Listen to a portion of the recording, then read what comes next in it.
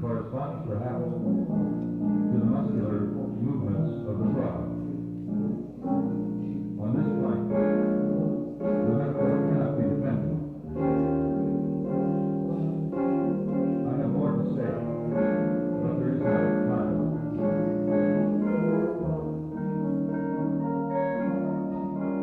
Hello, and welcome to the Other Minds podcast. I'm Joseph Bohegan. You're listening to That Morning Thing by Robert Ashley, in a live recording of a 1969 performance of the experimental opera at Mills College in Oakland, California, available in full on the Other Minds archives. Other Minds, founded in 1992 in San Francisco by Charles Amerkanian and Jim Newman, is devoted to championing the most original voices in new and experimental music.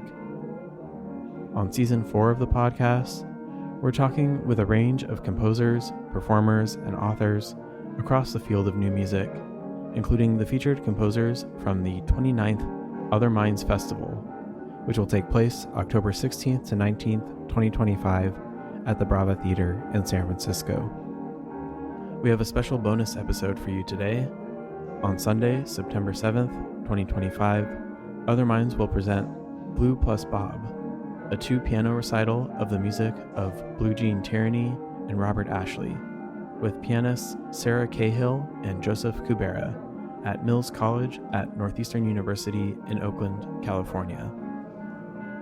Robert Ashley and Blue Jean Tyranny were both iconic and beloved teachers at the Mills College Music Department. They are opposites in many ways, but when they met in the early 1960s working with the legendary Once Group, they forged a 50-year collaboration and lifelong friendship. In preparation for the concert, we're sharing excerpts from interviews with the two composers from the Other Minds archives. First, we'll hear a short interview with Robert Ashley from November 3rd, 1983, conducted by Charles Amerkanian for KPFA's morning concert program.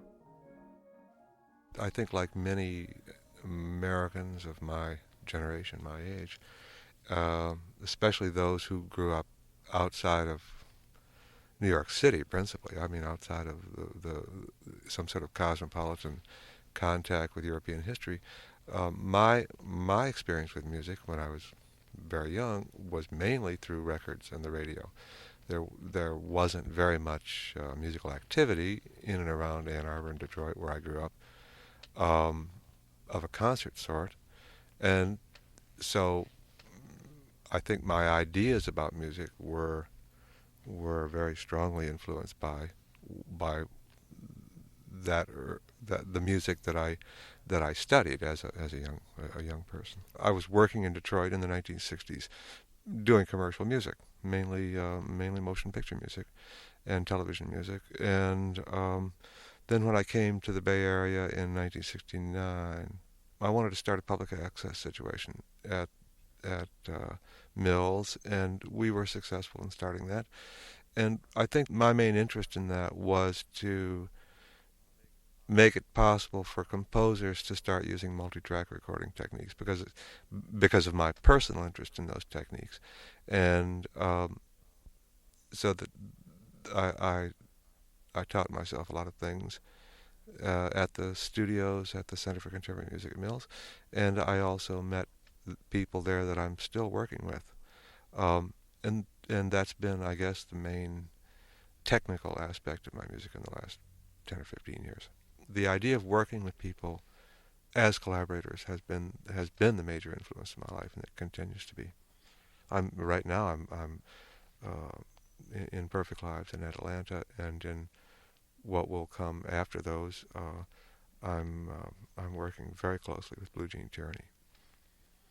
The thing that interests me most about the multi-track studio as a place to compose is that it requires a new kind of frame of mind. I mean, it's really very hard to do your composing before you get into the studio, and that changes more. It becomes more so that way every day, so that you're not only in using that as your instrument, you're not only requiring of yourself that you sort of think on your feet and compose right there, but it also makes it possible to work with other people in a very direct way. And it makes possible a collaboration in music that I don't think has ever been there before, at least not in my lifetime. But in film, people collaborate quite a lot, don't Yeah, they? yeah. So, I mean, there are many other parts of. I mean, I think that's what interests me so much about films and now television. I've always been interested in theater. I've always been interested in what I've always called opera, and I've been discouraged because what I thought was the essence of that, which was a large-scale collaboration, was not really possible in a traditional musical form. But I did find a kind of model of that in these other areas, films and television. one thing that might differentiate your music from a lot of other avant-garde composers is that your music really has a sort of storyline or a narrative function. It seems like it tells a story. And a lot of composers avoid that and are very abstract in their approach to unusual sounds. Yeah, well, I don't know why. I've always been interested in telling stories in the music, and for many years, I've naturally I felt that was a kind of a something that I was almost embarrassed by because American contemporary music, in large, has been very, very abstract. And I was also embarrassed especially during the 60s, before opera became a kind of fashionable idea or a fashionable word, I was embarrassed that I always thought I was composing opera when there wasn't really any reason to work in opera. But I think now that the interest in telling stories in concert music, I mean in serious music, has actually grown a lot in the last 10 years. Many, many people are working on opera forms now.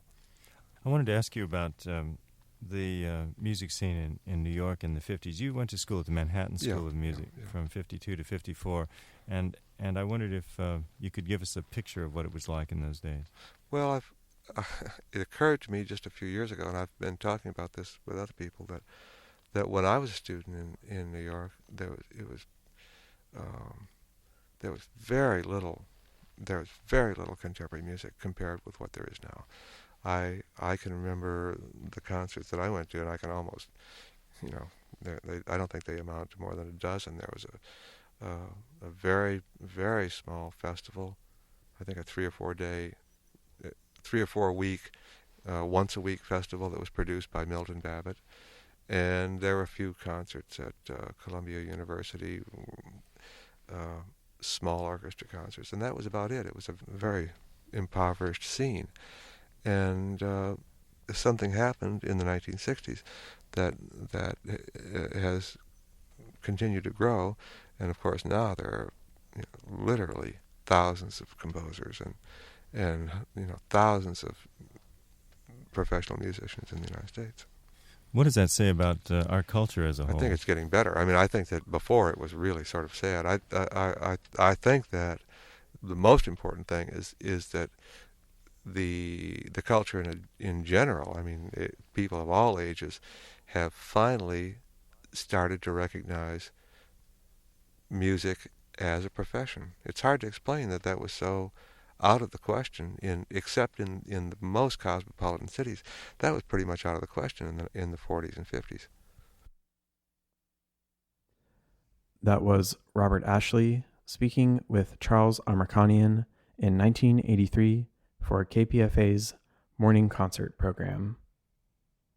Next, let's listen to an excerpt of a July 14th, 1976 KPFA interview with Blue Jean Tyranny, aka Robert Sheff, where the composer talks with Charles Amerkanian about his work in film music, his early activities growing up in Texas, his involvement with the Once festivals in Ann Arbor, Michigan, and his work at the Mills College Center for Contemporary Music.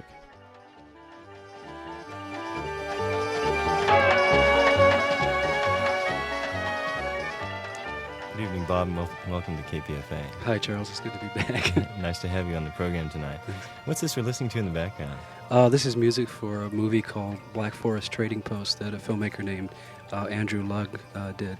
It's several postcards, and in front of them are superimposed a cutout of a postcard which has a Black Forest Trading Post.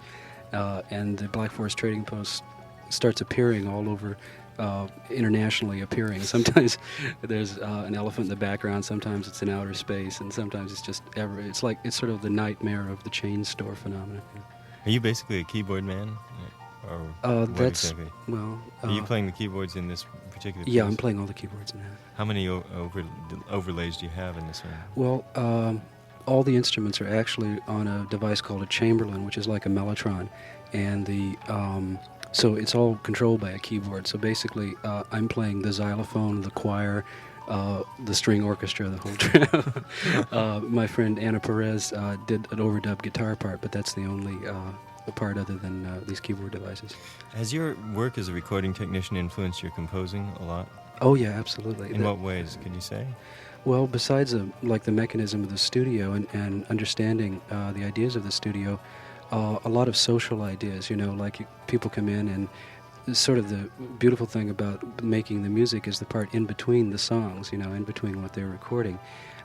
So a studio's come to mean to me sort of an open forum, kind of an access, where, like the last time I was on KPFA radio with Philharmonic on Howard Moskowitz's show, we played some tapes, but the thing that was so wonderful was that people kept calling in until 3:30 in the morning, and it was completely real time.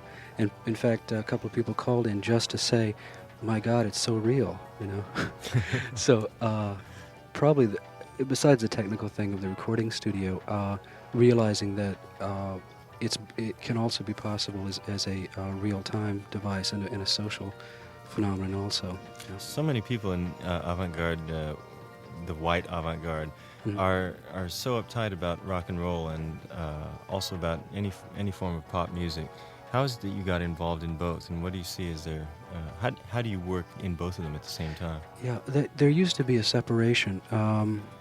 Not so much anymore. A lot of, like when I was growing up, the rock and roll people couldn't understand why you wanted to do this weird so-called head music, and a lot of the people doing the weird so-called head music, or the new music, thought that the rock and roll thing was nice for parties and so on, but it wasn't. You couldn't express very much with it, Although a lot of it's not that separated, It would be a cliche to say, but generally they were separate worlds and different people and so on. And now there are a lot of people who do both. In fact, the rock and roll show that we'll be doing at the Art Museum in November, all of the people participating in that, for the most part, are composer performers who do both new music and which means political music, as well as conceptual music, and also do rock and roll, both in the style of the music and also simply like the song format also, and gigs as such too.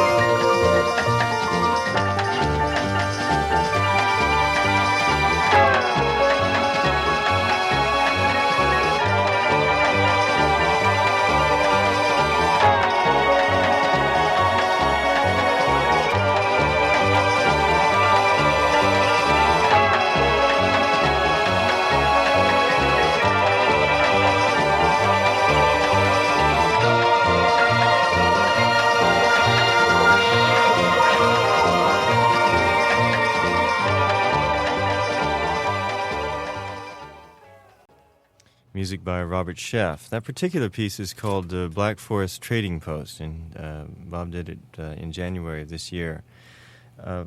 We're going to get into some of your experimental music in a moment. We're going to hear Country Boy, Country Dog, which is a piece that's actually very well known in avant-garde circles, but very few people have ever heard it.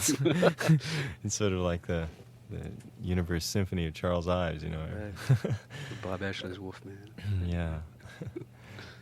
Well, you know, I remember getting a letter from you a long time ago, I think when I was still living in Fresno, and you were putting together one of your marathon shows where you played pieces for 2 days at a time, and I think it was my first performance outside of Fresno. Oh, really? Wonderful. You played my solo ratchet piece or something like that? Oh, yeah, that was the Everybody Wins concerts. Yeah. What was that exactly? That was, well, it was an open social occasion. It was at a place called the Canterbury House in Ann Arbor, Michigan. And for 12 hours for 2 days, basically we played pieces, but everybody in the community was invited to perform or do anything they wanted to, and everyone showed up. It was like, it was wonderful, you know. What kind of things were you doing? Was it strictly avant-garde music, or you have? It was all bent. I mean, you could call it. It was like everything, you know.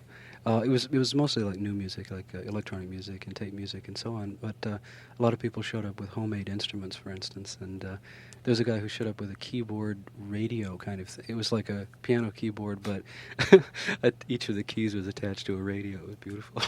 Kuwait Dudney, he's a filmmaker in Canada now. You know, I thought that must have been a phony name. Oh no, that's his real name. I thought it was pronounced Kuwait Dudney, and that it would have a real rhythmic sort of punch to it. But how do you say it? Well, it probably is Kuwait Dudney. I see Kuwait Dudney, but that's my. Well, that name's always fascinated me. I thought it must have been another one of your pseudonyms for somebody, or perhaps a composer you made up. You never do things like that, though, do you? Hey, I try not to lie. You know, I've always wanted to ask you, there's a bumper sticker that says, "Will the last person leaving San Antonio please turn off the gas?" Oh, no. Have you ever seen that? No. Oh, I've got to show it to you. I've got it over my door in the cellar, and I think it was a product of the guy who did who helped Anna Lockwood put the pianos into the river out there. What was his name? Marsh, Stanley Marsh the Third. You heard of him, naturally. Yeah. Well, I think he printed those up, but I wonder about San Antonio and a 13-year-old doing avant-garde music. What exactly went wrong with your childhood? Oh, God. I mean, something must have been operating there. You had piano lessons on an out-of-tune piano or something. Oh, sorry. Yeah. No, do you really remember what those influences were that got you going? Well, it's hard. It's always hard to. It's not hard. It's like nice to trace back. I mean, to do the thing called remembering. So, like the images that come back to me are the training. You know, the classical training was that. You know, I had teachers. One of my teachers was Otto Wick, who taught me orchestration and theory and so on, and his teacher was Engelbert Humperdinck, who wrote Hansel and Gretel. Now, wait a minute. How old were you when you studied with Otto Wick? I guess 11 or 12, something like that. And where was this? It was in San Antonio. Like privately? It was privately, yeah. And had you taken piano lessons before that? Well, he taught me orchestration. I had another piano, two other piano teachers. Yeah, but you had before that taken piano. When did you start studying the piano? When I was 10. Uh-huh. That was rather late for yeah, I guess so, yeah. And so did you immediately start orchestrating your piano books, Diller Quayle? Well, the advantage I had was I went to high school, Thomas Jefferson High School, just like Happy Days on TV. It was called Thomas Jefferson, too. And the advantage was there was a huge music department, and we had like a 80 to 90 piece orchestra and several bands and 3 different choirs and so on.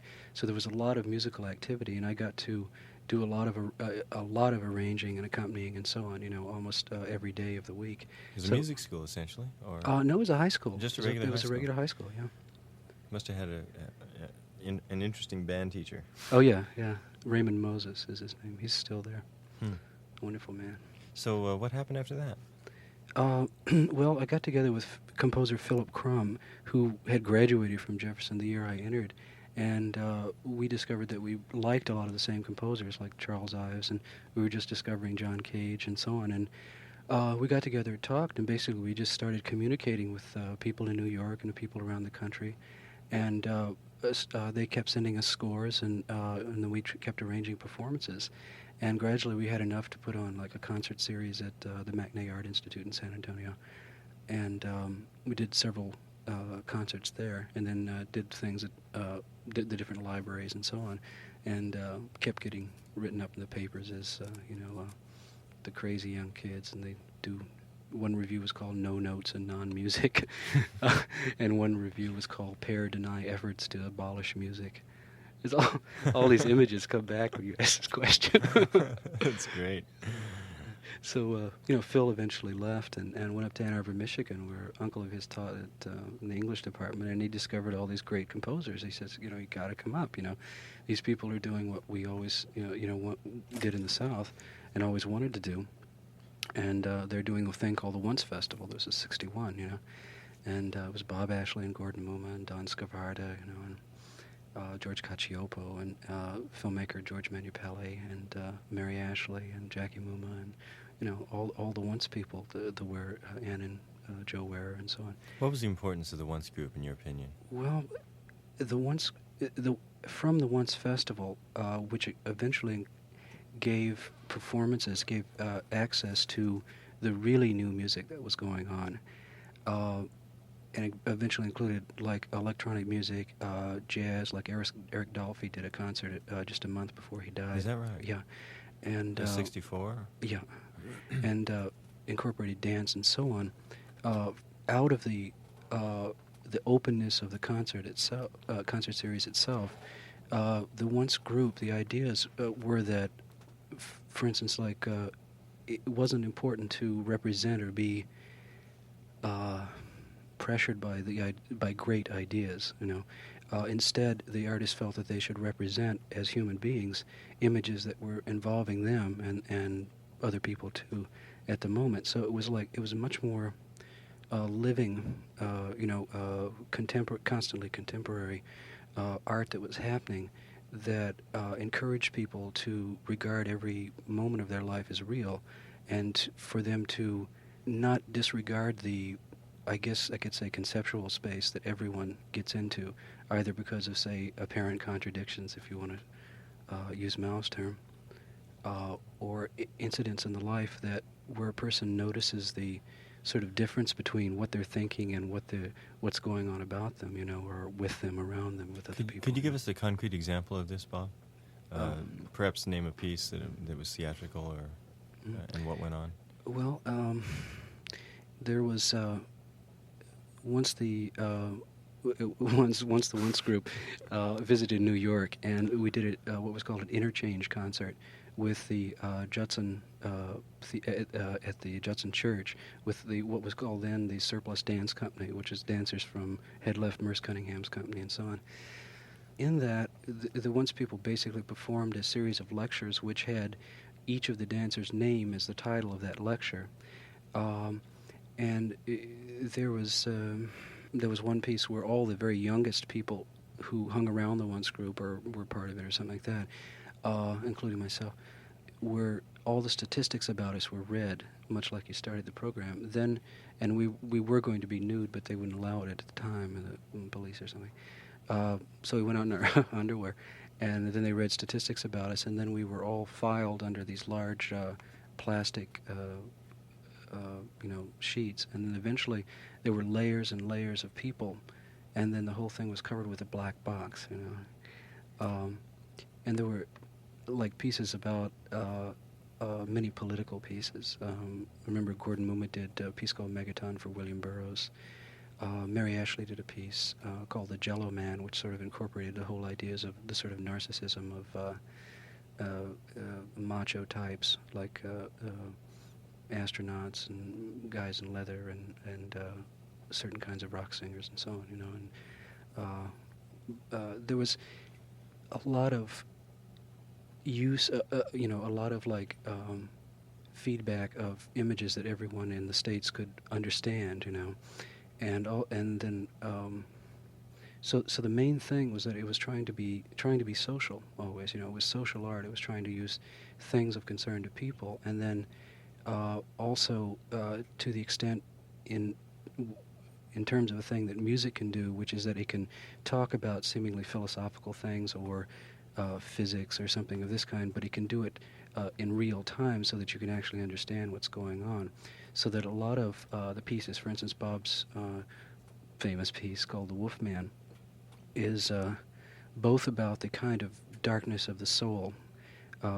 It's supposed to be a nightclub entertainer with this sort of unchecked feedback, and literally it's both psychological and physical. There's also a feedback mechanism that's happening to make the music, and there's also the psychological feedback of a person gradually unchecking themselves and turning into a monster, And so it took an image of the Wolfman, which is well known, and revealed the whole psychology and also the dynamics that are part of that in a very real sense, without any sense of interpretation at all. It's just like right there. That's it. That is it.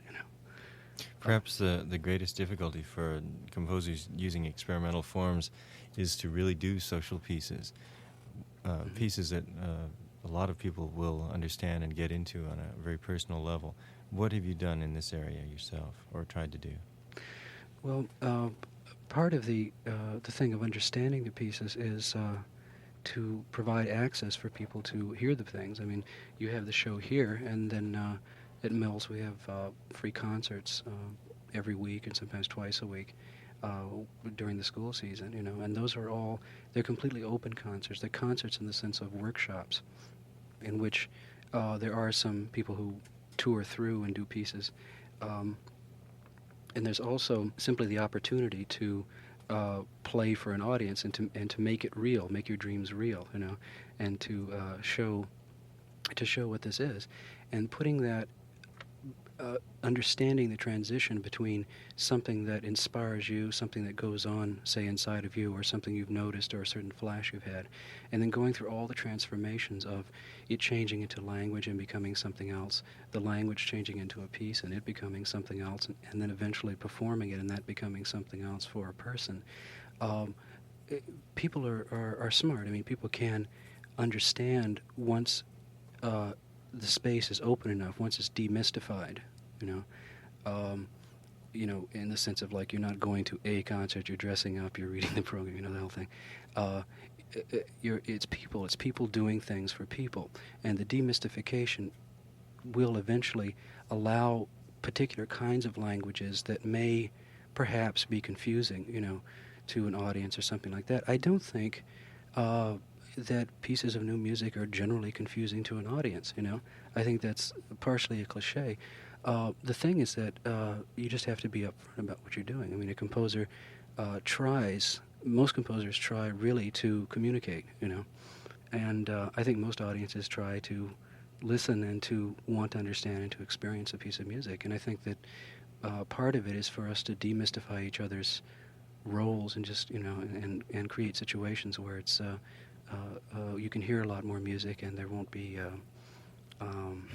any kind of situation set up where there is that removal, that separation. We're talking with composer Robert Sheff, who is a member of the Center for Contemporary Music at Mills College in Oakland. Bob, I'd like to ask you about the particular audience that you write for. I know that many of the concerts that happen at Mills and that you've participated in on occasion draw an audience of, say, 10 people. Yeah. Does this concern you, and do you see it as a political situation with regard to the press here, with regard to the location of Mills College and so forth? A combination of those things. Mills is hard to get to for a lot of people, I understand that. We do put out a lot of publicity, but unfortunately, even though we send things to newspapers and so on, with the same procedures as anyone else advertising their concerts and hoping or to get mentioned in the today's events or whatever the column is, we tend to be left out nearly 100% of the time. I don't know why this is so. There seems to be a political thing. When we were, it used to be at Mills that reviewers were asked and that kind of thing, and there was a ticket thing, and they were given tickets and so on, and it was the procedure of the concert thing of being reviewed. We haven't done this in several years. The reason being that we really did want a open format where people could feel free to experience the music, and the composers would be getting a kind of feedback that was very direct. And since so a lot of the critics, because we sort of adopted that policy, came down on us very, very heavy, and would, in certain instances, without mentioning a particular one, they would deliberately say, well, you'll never hear this at Mills College, just worked it into the article some way or other, and we save those things, we're listening, but but that's not, it's not important to keep those things going. I mean, it's generally a very positive atmosphere, and we hope, we want more people to know about the That was Blue Jean Tyranny speaking with Charles Amerkanian in 1976 on KPFA. You can hear the full 85-minute interview on the Other Minds archives at archives.otherminds.org. Blue plus Bob, a 2-piano recital with Sarah Cahill and Joseph Kubera, featuring the music of Blue Jean Tyranny and Robert Ashley, will take place on Sunday, September 7th, 2025, at Mills College at Northeastern University in Oakland, California. Thanks for listening, and we'll be back next week with a new series of interviews with the featured artists of Other Minds Festival 29. This has been an episode of the Other Minds podcast, brought to you by Other Minds. Our 29th festival is October 16th through 19th, 2025 at the Brava Theater in San Francisco. Join us again next week.